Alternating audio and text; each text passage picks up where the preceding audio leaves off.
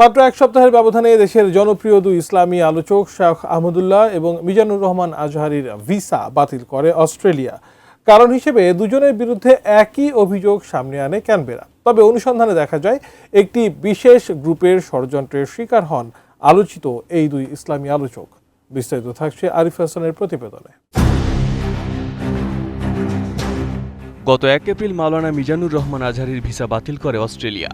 ঠিক তার 6 দিন পর গত 6 এপ্রিল দেশের আরেক জনপ্রিয় ইসলামী আলোচক শেখ আহমদুল্লাহরও ভিসা বাতিল করে দেশটি। মাত্র এক সপ্তাহের ব্যবধানে দেশের জনপ্রিয় দুই ইসলামিক স্কলারের ভিসা বাতিলের ঘটনায় দেশ জুড়ে উদ্বেগ বাড়ে। প্রশ্ন ওঠে, হঠাৎ কেন অস্ট্রেলিয়া সরকারের রোষানলে পড়লেন বাংলাদেশি আলেমরা? কারণ হিসেবে মিজানুর রহমান আজহারী ও শেখ আহমদুল্লাহর বিরুদ্ধে ইহুদি বিদ্বেষী বক্তব্যের অভিযোগ আনে ক্যানবেরা। তবে দুইজনই জানান, সম্প্রতি কোনো বক্তব্যে ইহুদি প্রসঙ্গে কোনো বক্তব্য প্রদান করেননি তারা, এবং অস্ট্রেলিয়া সরকার তাদের পুরনো বক্তব্যকে সামনে এনে তাদের ভিসা বাতিল করে।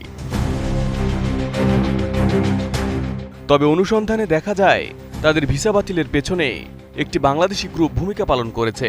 অস্ট্রেলিয়ার সংবাদ মাধ্যমে প্রকাশিত প্রতিবেদন থেকে জানা যায় এর পেছনে কাজ করেছে Australian federation for ethnic and religious minority in Bangladesh নামের একটি সংগঠন। এই সংগঠনটি 2024 সালের 5 আগস্ট শেখ হাসিনা সরকারের পতনের দিনেই অস্ট্রেলিয়ায় নিবন্ধন পায়, যারা আজহারী ও আহমদুল্লাহর ভিসা বাতিলের ক্ষেত্রে তথ্যদাতা হিসেবে কাজ করেছে। কোয়ালিটি সম্পন্ন আন্তর্জাতিক মানের still bar CSRM, committed for better still. সংগঠনটি কেবল এই দুই বক্তার ভিসা বাতিলের ক্ষেত্রেই নয়, বরং জাতিসংঘ ও অস্ট্রেলিয়ান পার্লামেন্টে বাংলাদেশের সাম্প্রতিক মানবাধিকার পরিস্থিতি নিয়ে ধারাবাহিকভাবে বিভিন্ন তথ্য উপাত্ত সরবরাহ করে আসছে বলে তাদের ওয়েবসাইট থেকে জানা যায়। সংগঠনটির অফিসিয়াল ওয়েবসাইটে প্রকাশিত প্রতিবেদন ও প্রকাশনা বিভাগ বিশ্লেষণ করে দেখা যায় তারা তাদের অধিকাংশ তথ্য উপাত্ত মূলত বাংলাদেশের হিন্দু বৌদ্ধ খ্রিস্টান ঐক্য পরিষদের রিপোর্ট ও পরিসংখ্যান থেকে সংগ্রহ করে থাকে। বিশ্লেষণে আরও দেখা গেছে সংগঠনটি তাদের ফেসবুক পেজে এমন সব কন্টেন্ট প্রচার করে যেগুলোতে 5 আগস্টের গণঅভ্যুত্থানের পর দুর্নীতি এবং সুনির্দিষ্ট ফৌজদারি অপরাধে অভিযুক্ত বাংলাদেশি ব্যক্তিদের বিরুদ্ধে গৃহীত আইনি পদক্ষেপকে সাম্প্রদায়িক নিপীড়ন রূপে উপস্থাপন করা হয়।